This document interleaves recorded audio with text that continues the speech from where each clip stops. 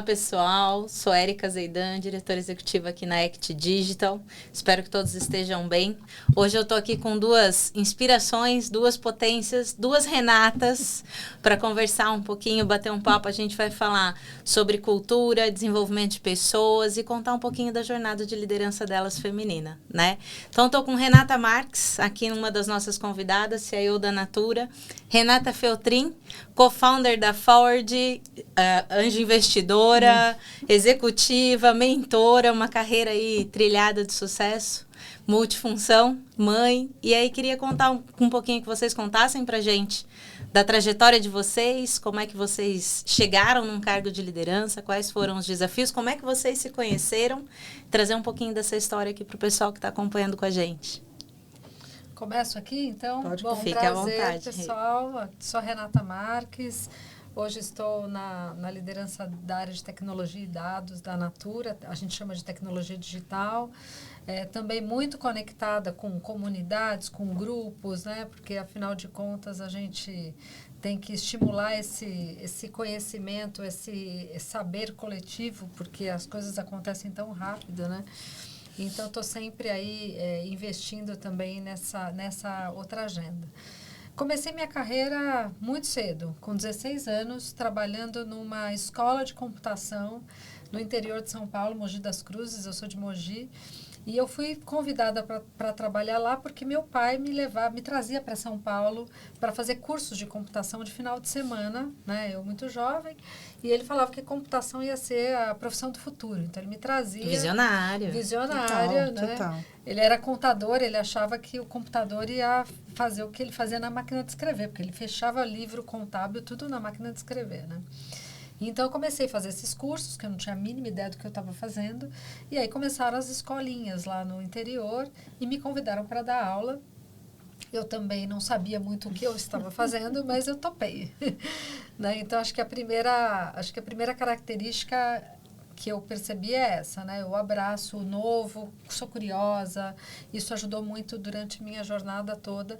E ali, lógico, né? Ensinando outras pessoas, eu acabava aprendendo para poder ensinar, porque eu também era muito jovem, não conhecia tudo, mas eu tinha que aprender para poder ensinar.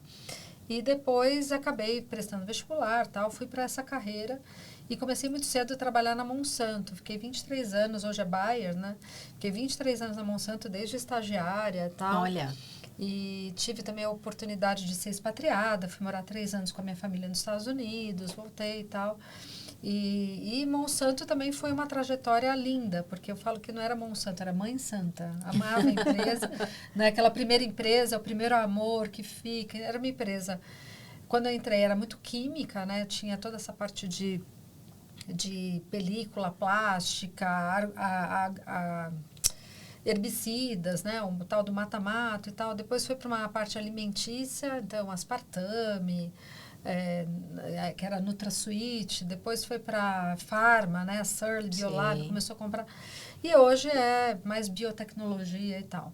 Então, foi uma indústria que eu acabei passando por diversas indústrias estando na mesma empresa, né? Então, foi uma experiência bem bacana.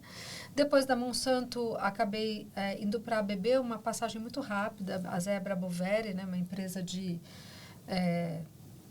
transformadores, hélice para a indústria eólica. Então, assim, uma empresa de engenharia. Sempre em tecnologia, ou não? Sempre na área de tecnologia, né? E já mudando, desde o acho que início. isso também é uma característica da área que eu falo para todo mundo que eu mentoro. Eu falo, nossa, é uma delícia estar em tecnologia, porque você permeia transpassa o negócio, né? Cadeia de negócio, valor, né? E você transpassa, você pode escolher onde você quer trabalhar.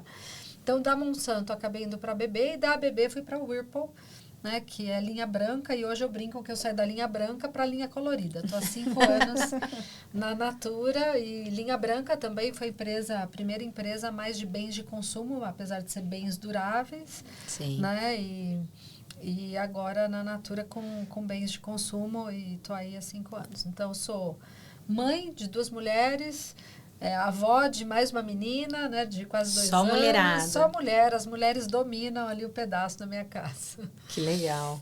Conta pra gente, Rê. Bom, eu começo dizendo também que eu sou mãe de duas adolescentes. Estou aprendendo agora, entrando nesse momento de ser mãe de adolescente, da Mariana, de 15 anos, e da Carolina, que vai fazer 12. com muito orgulho de 2 mulheres. Eu venho da Amazônia, sempre me apresento falando assim, porque eu acho que dizer de onde a gente vem, das nossas raízes, fala muito sobre a gente, né?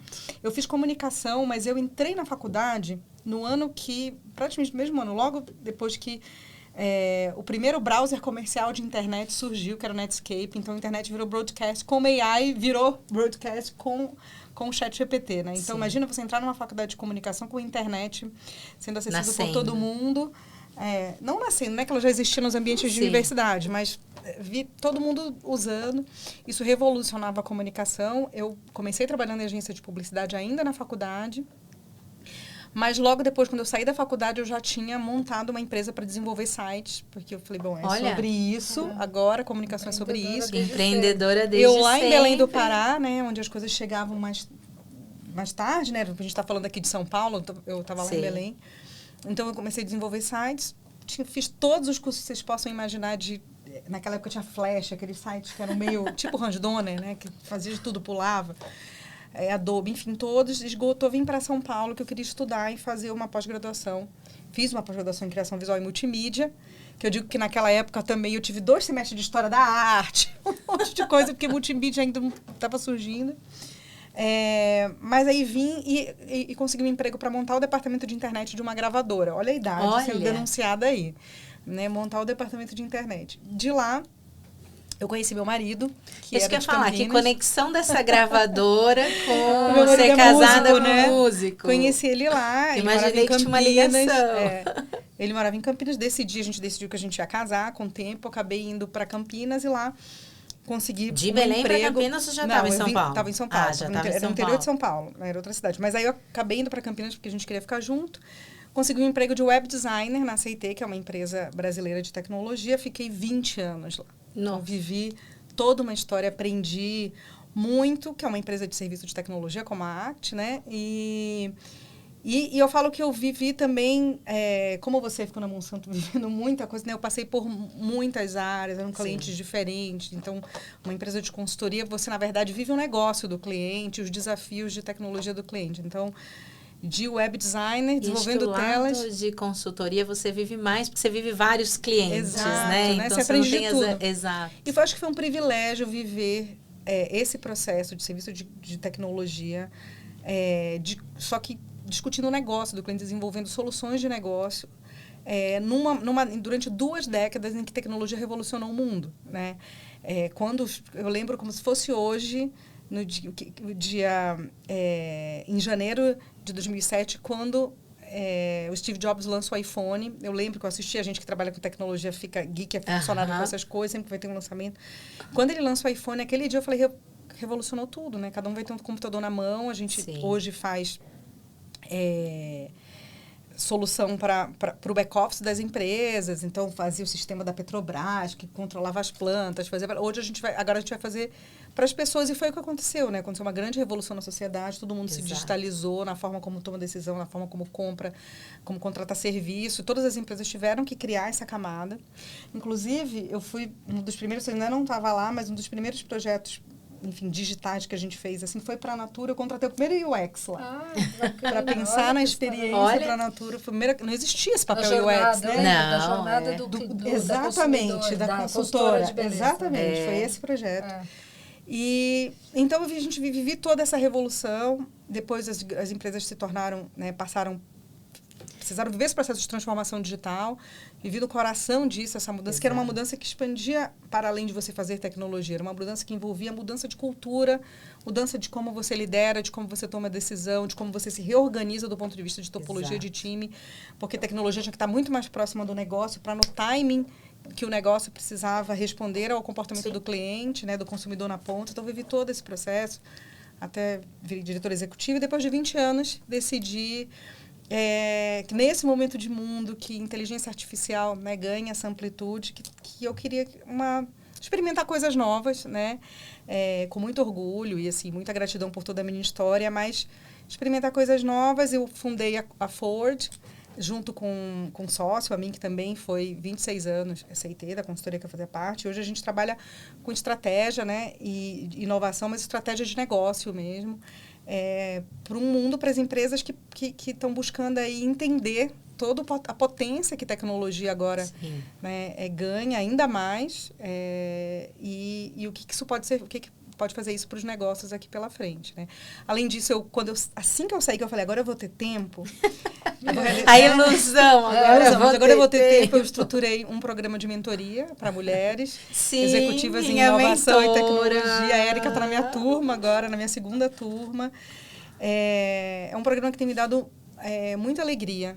Me nutre também, assim, que eu acho que eu me dou muito, mas me nutre. Sou suspeita em dizer, sou mentorado, mas maravilhoso. Mas é isso, eu acho que é uma missão, acho que tecnologia é um lugar muito masculino, onde a gente se sente muito só, né? É muito, muito complexo. Eu sempre digo, numa mesa em quem tem... Eu, por exemplo, fui a primeira diretora executiva de 16 homens, sempre digo isso, em Latam, ali onde eu estava. E eu falo, uma mulher no meio dos homens, eles nem percebem que tem uma mulher, eles continuam agindo como se fossem só homens. Exatamente. É tão residual ser uma mulher no meio de tantos homens. Passei por esses cenários que algumas é complexo. vezes. Então, é importante a gente se apoiar, quem já viveu, que tem mais experiência, como é que a gente ajuda, né, a gente a avançar nessas agendas complexas e muito masculinas. Então, é algo que tem me realizado bastante. Muito legal. E você vê, né? Quantos anos depois ainda o foco na jornada da consultora de beleza, né? Quantos anos se passaram. E deixa eu só fazer que você fez uma pergunta. Como eu e a Rê nos conhecemos. Exato, Eu vim da Amazônia, a Rê veio de Mogi das Cruzes e a gente foi se conhecer na China. Pertinho, né? Aqui do lado. Vamos se conhecer. A gente se conheceu em Beijing. Bem rapidinho, beijinho, é verdade. Gente, 35 horas para chegar. Eu estava vindo do Japão, que eu tinha ido para uma viagem com Nestlé para o Japão, que é a sede, enfim, lá com a Carol, que era executiva da Nestlé na época também.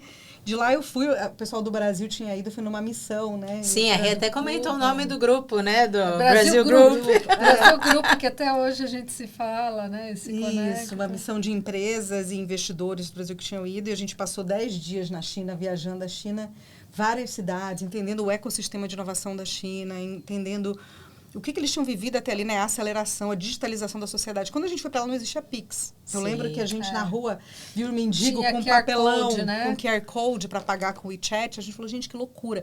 A gente tentava pagar com cartão de crédito em nenhum lugar aceitava. Não existia. Foi uma sociedade que pulou o cartão de crédito, que saiu do dinheiro para o digital. Então, viver e entender aquele comportamento, o comportamento da sociedade realmente digitalizada do ponto de vista financeiro e como aquilo refletia em varejo, em tudo, né? Em estratégias de negócio. A gente visitou o Alibaba, né? Entendeu todo... Alibaba, Baidu, tudo. Facetune, várias empresas. Várias empresas. Alibaba, o que me chamou mais atenção é aquela coisa do digital e físico, porque todos os pontos de vendas também são do Alibaba. E eles conseguem, numa tela de LED gigantesca, lembra disso? Gigante. Olhar quem que está transacionando o quê, tanto no mundo físico como no mundo digital. Não, um volume de dados, identificação e para personalização de cliente é absurdo. Naquela época... Você vê, naquela época, se falando 2019, de hiperpersonalização, 2019, já preparados. Não, a gente já visitou, já viu os cases do varejo, de lugares que você entrava, das câmeras, filmando, reconhecendo,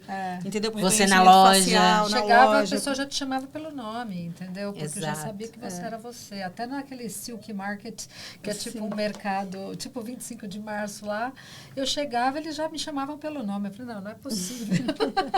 E foi muito legal. Então, a gente se conectou, né? Ficou amiga. Acho que é uma jornada também ali de liderança em tecnologia, de lá para cá trocando experiências. O tema de escolher as duas Renatas, você sabe que foi eu conversando com a Renata, falei, com quem mais a gente podia convidar, como vai fazer? Aí eu falei que eu estava fazendo mentoria contigo, a Rê falou, então pronto, vamos fazer a dupla Renata. Rê ao quadrado. Rê ao quadrado. Acho que é uma admiração mútua, né? Sim. É isso. Sim, são duas potências, assim, para mim até... Um podcast de muito orgulho poder estar mediando com vocês, duas potências da voz feminina no mercado, da liderança, da parte de humanização, né, da liderança humanizada. E entrando nesse assunto, eu ia perguntar um pouquinho, né? Vamos falar de liderança humanizada, né? Os desafios que vocês veem no mercado, como é a questão de manter uma cultura, não perder performance, a cobrança de resultados versus manter um clima, a gestão de pessoas e manter esse movimento, essa voz ativa em meio ao mundo corporativo, né? A gente estava falando há pouco do mundo corporativo, não só de ser muito masculinizado, mas também o mundo corporativo nem sempre está preparado para essas inclusões. Então, como é que jornada de vocês, na posição que vocês estão, cuidar disso tudo, olhar para isso e qual o maior desafio, né? Onde vocês veem a oportunidade e o desafio desse tema. Bom, primeiro, assim, eu só acredito, eu acho que a gente tem que começar sempre com gente. Se a gente não começa com as pessoas, não tem performance. Porque, ou se tem a performance, é por tempo limitado, porque as pessoas também capotam, não se sentem motivadas. Então, assim, a minha vida toda, a minha trajetória toda, eu sempre olhei para as pessoas. Primeiro, o que as movem, né? Então, entender quais são os sonhos, o que elas gostam de fazer, onde elas estão bem, onde elas podem ser a sua melhor versão. Exato. Porque se a gente não entende isso, a gente vai forçar ou vai ficar naquele plano, né? Ah, vamos fazer o plano de desenvolvimento. Aí você só fica apertando o dedo onde a pessoa não tem a fortaleza. E ao invés de você potencializar a fortaleza da pessoa. Né? Então, assim, para mim, qualquer organização tem que começar com gente. As pessoas têm que estar bem, têm que estar felizes.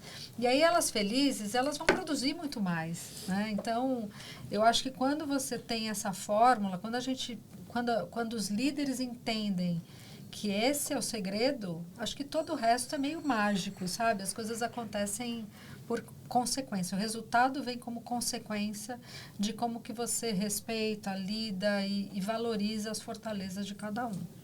Eu concordo 100%. Até no meu framework, tem a minha mentoria próxima, que era que vai fazer sobre liderança. E fiz hoje uma sessão de manhã com uma das minhas mentoradas, e eu criei um framework que eu falo exatamente onde você deve colocar o foco, em que ordem de prioridade. Eu falo assim, nenhuma liderança consegue liderar sem uma visão de futuro, sem uma visão clara, estratégica do que ela quer construir, onde que ela quer chegar, para que as pessoas, ela possa direcionar as pessoas. Depois vem foco em quê? Foco nas pessoas e no relacionamento. Resultado Total. É consequência disso. Né? Você tendo clareza do resultado que ia ser gerado, se você garante um maior líder, um CEO, o que ele precisa fazer? Ele com certeza tem na cadeira que responde para ele dos VPs diretamente, ele tem pessoas muito capacitadas, porque elas não chegaram ali se elas não são capacitadas e especializadas no que elas têm que fazer. Exatamente. Se ele conseguir garantir que essas pessoas tenham um bom relacionamento entre si, orquestrar isso, para que as decisões sejam fluídas e aconteçam, cada um na sua expertise, vai fazer acontecer. Então, relacionamento... Todo mundo ganha, né? E... Né, a orquestração desse relacionamento e o olhar individualizado para cada um e suas necessidades, porque as pessoas são diferentes, e suas potências. Né? Eu não acredito, aí falando de cultura, como é que a gente escala, principalmente no nível de liderança, eu não acredito no modelo de job description, já acreditei, hoje não acredito mais, e que você tem que dar check naquele modelo para funcionar. Né? Porque a empresa espera de você essa lista, vai lá e dá check. As pessoas são tão diferentes, né? E o mais importante é o que tem de mais forte em cada um, como é que a gente identifica isso e como é que a gente constrói uma equipe complementar, onde todas aquelas necessidades de um job description sejam preenchidas na complementariedade e como é que a gente garante que esse time joga muito bem junto e faz gol. Sim. Se você garantir isso, né, você está garantido. E eu acredito, você perguntou de cultura, eu acredito que cultura se escala pela liderança. Acho que RH, ele implanta a ferramental, ele traz estrutura nesse sentido, mas é a liderança em escala, em todos os níveis, que vai ser capaz de implantar os valores, um modelo mesmo de tomada de decisão, propósito, isso em escala. Então, o olhar para a liderança é fundamental para você conseguir construir uma cultura. E cultura tem a ver com símbolos, né? E normalmente a voz do líder, né, não é uma voz, é um grito, né? Eu sempre falo que a voz do líder, na verdade, tem uma repercussão absurda. Então, a gente tem que tomar também muito cuidado com o que a gente fala. Total. Porque isso pode fazer um strike também, pode fazer né, do mesmo jeito que é potente para fazer coisa boa.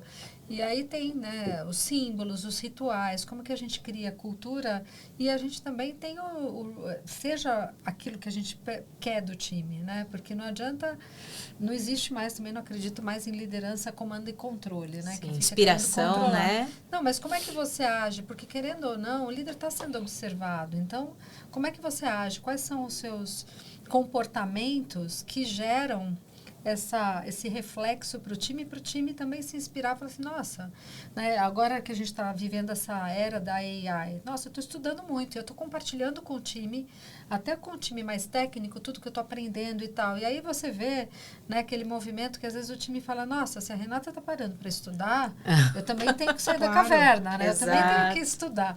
Né? Então, acho que liderança pelo farol, exemplo, né? A gente tem que, tem que ser o farol, né? Dar o exemplo também, é óbvio, eu não vou ficar fazendo micromanagement do trabalho dos outros, mas quais são os símbolos, quais são o que você quer demonstrar para que aquilo seja adotado também e fique o walk the talk, né? Fique natural, não fique aquela coisa forçada e top-down. Né? E acho que falando em símbolos, veio um dos desafios aí, vocês podem até compartilhar mais desafios na jornada, mas eu acho que pandemia quebrou um pouco essa questão de símbolos, da proximidade, como manter a cultura, o engajamento no falado que já batido, né? Novo normal, metaverso, de você sair do que era o convencional, né? Todo mundo se adaptando do lado de cá, você não podendo perder cultura, mas criando uma cultura nova, né? Então, assim, o home office se torna uma realidade, do dia para a noite as empresas se adaptam, o digital é forçado a crescer de fato, vinha numa velocidade que a pandemia escalou muito mais rápido, muito mais vezes do que estava planejado acontecer, forçou uma digitalização, mas agora você tem um movimento de um retorno híbrido, como acho que o símbolo é uma coisa que no presencial é fácil, né? Você vê uma Renata, vê outra Renata, ter elas como símbolo, como referência. No remoto, no home office, você perde, né? Quem que é a pessoa que você tem de referência? Quais as atitudes? Qual o jeito que ela faz? O que ela está compartilhando? Como ela cumprimenta as pessoas? Onde ela está passando? Com o que ela está vendo? Você perde isso, né? Então, assim, como líderes, qual foi o desafio para vocês em meio à pandemia? E em meio às mudanças que vêm acontecendo para manter e para se adaptar? E aí eu vou dar mais uma pinceladinha, ainda entrando nessa nova geração, né? Onde a gente tem um desafio muito grande do engajamento, né? Você comentou, né? Da sua filha, que já passou por algumas empresas, já mudou algumas jornadas, da gente vindo de uma geração de longevidade, né? De ficar 20 anos numa empresa. Isso tudo um desafio grande. Eu vou começar de trás para frente. Eu falo primeiro que eu acho que a gente que está há mais tempo aqui na jornada, acho que a gente tem que ser mais curioso sobre as novas gerações do que questionar. Né? A gente, que essa coisa de querer colocar as novas gerações que estão chegando na caixa. Se tem duas pessoas que eu aprendo no mundo, é com as minhas filhas. Aprendo muito a forma como elas pensam, a forma como elas descobrem conhecimento. A Mariana me apresenta a ferramenta de inteligência artificial que ela aprendeu no TikTok. E eu aprendo com ela. E eu acho isso maravilhoso. Então, assim, acho que a gente precisa ser aberto. Né? E ter, eu acho que essa é uma das grandes revoluções do momento do trabalho, que são 4 gerações convivendo ao mesmo tempo, né, num ambiente de trabalho com características muito diferentes, que vêm, né, de um lugar muito diferente, e a gente precisa ter curiosidade de não querer colocar os outros numa caixa, né, a gente que já está mais tempo nesse lugar, para que a gente possa se manter relevante, porque senão quem perde relevância é a gente. Exatamente. Sobre a questão dessa mudança também, de hoje a gente ter essa possibilidade de várias diferentes formas de trabalho, e que eu acredito, a gente trabalha em tecnologia, né? Para a gente ter acesso ao pool de talentos disponíveis, né, que estão à distância, a gente até, óbvio, volta com várias, para o presencial, com várias atividades, mas para algumas outras, para a gente estar em escala, em alguns papéis, a gente vai continuar tendo gente espalhada pelo mundo inteiro, fazendo isso, essa troca de cultura, inclusive, que é saudável. E o que eu vivi na pandemia, que eu acho que eu posso trazer, a gente vê aqui, eu vejo a tua visão, mas é que, como você falou, quando a gente está no online, a gente não tem o encontro do cafezinho, a gente não tem então, você não constrói cultura entrando de reunião em reunião para discutir status. Exato. Né? Você vai precisar ser muito mais intencional na construção de conexão, vínculo e de construção de alinhamento, de propósito. O líder precisa ser intencional. Ele precisa, na agenda dele, ter clareza do meu tempo, o que eu vou estar tocando atividades operacionais, o que eu vou estar fazendo de atividades estratégicas, o que eu vou estar fazendo de atividades de conexão. Eu mesma, na minha agenda, sempre tive um one-on-one com pessoas do meu time, que isso aqui é para a gente falar, era uma agenda que fosse de meia hora, semanais, mas para a gente construir conexão. Sim. Né? Não é uma agenda super pra gente importante. São buscar pessoas, status. né? Volta no começo da conversa de gente. Isso, e para que a gente tenha essa, como a gente falou, se a gente conhece as pessoas, sabe o que as faz felizes, sabe, a gente consegue movimentar isso muito melhor. Então, se o meu interesse for só sobre o trabalho e a entrega daquela pessoa e não sobre ela, né, que entrega esse trabalho, eu vou perder essa pessoa uma hora. Exato. Né? Então, eu acho que a palavra para que funcione nesses modelos de trabalho em que mixam o presencial e o híbrido e essa coisa, é intencionalidade. Eu acho que é você construir a tua agenda com intencionalidade, olhando para essa capacidade de conexão, de construção de cultura a partir disso. Legal. Perfeito, não, super acredito em tudo isso que a Rê comentou e, de fato, acho que foi um desafio das empresas, né? Como um todo pós-pandemia, né? A própria Natura, desse resgate da cultura, porque no virtual é muito difícil, né? E muita gente entra. Eu mesma entrei na Natura algumas semanas antes do lockdown. Sim. Então, eu não conseguia ter ali a essência da empresa. É óbvio que tinha alguns símbolos do tipo... vai ter, esse final de semana vai ter drive-thru de cadeira. A gente entrava com o carro para pegar a cadeira do escritório para levar para casa para não ter que comprar cadeira, né, do escritório. Então, tinha alguns símbolos que falavam, nossa, quando que a gente imaginaria essas coisas, essa não? empresa se importa, né? Sim. Então, tinha uma série de pontos que eu falava, nossa, como a empresa se importa e tal. Então, tinha alguns símbolos, mas no virtual é isso. Acho que não tem o campo energético que a gente sente, que a gente vê, né? Então, isso comprometeu. E agora, acho que as empresas estão aí, nesses últimos anos, resgatando tudo isso, né? Para poder construir e trazer a essência, né? A alma da empresa, porque isso daí também Sabe morre. o que eu vejo, Rê, também? Enfim, as sedes das empresas, para além do lugar onde você vai trabalhar, elas viram meio que um campus. Um lugar onde você vai, às vezes, se você não está indo sempre, ou aquela pessoa que ela está mais remota, que ela, de tempo em tempo, ela precisa vir. Sim. Né? Para respirar um pouco essa cultura, um pouco de mais concretude. Então, eu acho que as empresas elas precisam, né, ter esse lugar como referência, é quase casa da gente, né? E acho que entra no ponto que a Rê falou de energia, né? Sim, às vezes você precisa sair da energia trocar. daquela rotina para uma energia de encontrar outras pessoas que vão te recarregar, te energizar, porque trabalho não é só a questão de sair para trabalhar, né? É relação, são pessoas. E cultura se constrói também com ritual. Né? Cultura não se constrói só você vindo todo dia para um lugar, sentar numa baia e ficar ali no computador trabalhando. Se constrói com os rituais que acontecem no presencial. Então, se você tiver que focar em alguma coisa, eu acho que isso é um aprendizado também. Foque em garantir que os rituais aconteçam e em trazer as pessoas para esses rituais. Fazer um esforço. Às vezes, a gente que mora longe faz um esforço para acontecer de tempo em tempo, que seja de 3 em 3 meses, seja de 2 em 2 meses. Mas fazer com que os rituais aconteçam, porque eles vão mantendo a chama da cultura. Que seja aquele momento UOL, né? Para quem é full remoto, venha para a empresa e se sinta parte, né? Porque senão fica muito também desvinculado. E mesmo as gerações mais novas, o que a Rê colocou, acho que as gerações novas tem duas coisas. Elas são muito mentoras das outras gerações e também tem uma questão que elas também precisam de mentoria, né? Então, as gerações pessoas que estão começando na carreira e ficam no full remoto, eu acho que compromete um pouco o desenvolvimento dessa pessoa, porque não está criando aquelas relações que deveriam estar criando, né? Então, você sabe que eu fui para a XSW esse ano, né? E a palestra de abertura, enfim, acho que já devem ter ouvido falar isso, porque muito foi falada. Foi da Castley, que é uma pesquisadora americana, e que ela lançou um livro sobre o poder das conexões. E ela cunhou o termo, eu falei, o americano, eles são muito bons, né? A gente já vinha falando sobre isso, mas ela cunhou o termo saúde social. Então, ela falou, a saúde ela tem 3 pilares. A saúde, né, enfim, né, como a gente conhece, a saúde mental, que vem se falando muito, a saúde física, a saúde mental e agora a saúde social, essa coisa da capacidade de construir conexão. A solidão é o mal do século, né? Aí depois a gente foi vendo dados de pesquisa, a cada 5 pessoas, uma pessoa vive em extrema solidão no mundo. Resultado de muitas coisas que aconteceram nos últimos anos, inclusive dessa coisa de você vir trabalhar. E nós latinos já somos mais conectados, mais quentes, mais de abraçar, de dar beijo. Você sabe uma coisa legal que ela colocou? Ela falou, olha, agora no futuro próximo, assim como tem aula de educação física nas escolas, vai ter aula de conexão social. Olha que legal. Porque as pessoas estão esquecendo como construir essa capacidade de conexão humana com a tecnologia evoluindo. Né? Isso vai ainda, agora com o IA, tudo isso vai ainda se intensificar.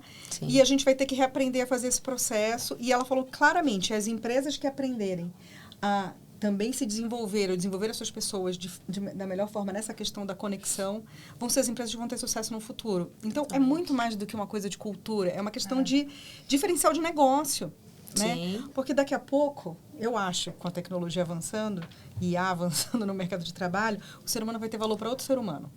Né? Nas relações, cada vez mais. Os comportamentos humanos é que vão ser super valorizados. Não, a gente já vê cada vez mais o soft skill destacando do hard, né? E é o que você falou, não tem mais um job description onde você vai E como você não deixa isso se todos os perder? itens. Ontem também estava no carro conversando com meu marido, meu sobrinho, e meu marido falou, eu perguntei lá pro GPT, por favor, não sei o quê. Eu falei, não, mas você está falando com a máquina, você está gastando token. Falando que gasta não sei quantos mais de tokens. Meu sobrinho falou assim, não, mas quantos tokens, por favor? Eu falei assim, não, tô brincando. É bom a gente ser educado com o GPT, com a inteligência artificial, para a gente não perder nossa essência. Sim. Porque se a gente também começar a relacionar com a máquina sem o por favor, Sim, muito obrigado, só no sem essa objetivo, linguagem humana, a gente também pode deixar, começar a falar, interagir com outro humano de uma maneira mais... E para além disso, é bom a gente entender quando a gente está falando com a máquina, quando a gente está falando com o humano. Porque a gente daqui a pouco um dos grandes diferenciais é aprender a escrever prompt. Eu ensino a minha filha de 12 anos a escrever prompt. Eu falo, filha, do jeito que você está fazendo, você está confundindo. Estrutura primeiro essa informação, faz o pedido, depois você estrutura como você quer que ele venha apresentado. Depois eu ensino ela, eu falei, filha, você quer fazer o trabalho para deixa eu te ajudar como é que você tira o melhor disso. Então, uma coisa é você fazer um prompt que você pede de um jeito, porque o algoritmo raciocina melhor daquele jeito. Outra coisa, você está falando com um ser humano que sente, que tem outras inteligências múltiplas para além da analítica. Né? Então, você não vai... A gente tem que ter cuidado também, senão daqui a pouco a gente está falando... Você também gasta muito energia, e né? daqui a pouco você está pedindo para o ser humano como você está pedindo para fazendo um prompt para uma inteligência analítica. As conversas vão virar prompts. É ser poliglota, né? Do futuro. Ser poliglota não é falar outra língua. Vai ser quantos falar com a máquina e falar com o humano, né? É um bom conceito. Porque é isso, porque você também não vai precisar falar tantas outras conceito bom para línguas. começar a pensar e estudar. Muita reflexão, né? Mas legal. Bom, são duas mulheres, duas potências. Eu quero agradecer para vocês todo o conteúdo, esse bate-papo. Rê, eu te admiro muito há muito tempo, atendo vocês há muito tempo e para mim assim é um motivo de honra, de orgulho estar aqui intermediando. Rê, minha mentora de carreira, me ajudando nessa jornada, construir tudo isso. E acho que, de novo, né, o tema de hoje são conexões, são pessoas. Eu acho que o máximo que a gente puder passar de mensagem para quem está assistindo a gente, de que essa conexão é importante, as pessoas são importantes e não importa o momento que a gente está, a posição que a gente está, são mulheres desafiando o tema de estar em tech no mundo muito masculino, mas ainda assim lutando e incentivando e sendo referência para muitas pessoas. Nossa. E eu queria só fazer uma última pergunta. O que vocês querem deixar de mensagem para quem está assistindo a gente? Olhando todo o tema, é uma pergunta surpresa, mas é para ser mesmo uma resposta com emoção, né? E o que vocês querem deixar de mensagem para o pessoal que está assistindo a gente? Bom, falando aí de conexões, eu diria o seguinte, use muito e pratique muito a empatia, né? Porque quando você pratica a empatia, você entende um pouco mais do outro, né, de forma genuína, e você cria relações. E o mundo é isso, é o encadeamento de relações. E com relações bem construídas, confiança bem construída, todo o resto acontece de uma maneira natural, né? E você consegue viver uma vida super feliz. Bom, primeiro eu queria agradecer o convite, Érica. Adorei estar aqui, adorei estar aqui com a Rê. Um prazer estar com vocês. Eu vou, no tema das relações da Rê, eu vou ser bem objetiva. Acho que o tema do podcast é She Rocks, né? Se a gente está falando para mulheres, eu quero dar como mentor aqui, dar um conselho, que é faça networking. Acho que a gente, como mulher, muitas vezes a gente foca em cuidar das relações das nossas pessoas, do nosso time, e foca bastante nisso, entrega muito, mas acaba não trabalhando nas relações para além. E eu sempre falo que a moeda, a gente vai falar sobre isso na mentoria, mas a moeda do networking é a generosidade. Faça networking no sentido de conhecer pessoas e de entender como você pode ajudá-las, inclusive, como você pode construir com outras pessoas. Porque os homens fazem muito bem isso e eu acho que a gente está aprendendo a fazer isso agora. Então, para as mulheres, Invista. E network é uma coisa que também tem uma outra frase que eu adoro, que eu sempre falo, que a gente faz quando a gente não precisa e ativa quando a gente precisa. Exatamente. Então, a gente precisa ter esse olhar, como mulher, né, como liderança, de buscar isso e aprender a fazer isso com esse olhar de generosidade, de construção conjunta. Eu acho que é o jeito feminino de fazer network que está revolucionando o papel da mulher no ambiente corporativo e colocando a gente em lugares que a gente não conseguia entrar antes. Muito legal. Obrigada. Obrigada a vocês que estão acompanhando a gente. Muito obrigada. Tchau, tchau.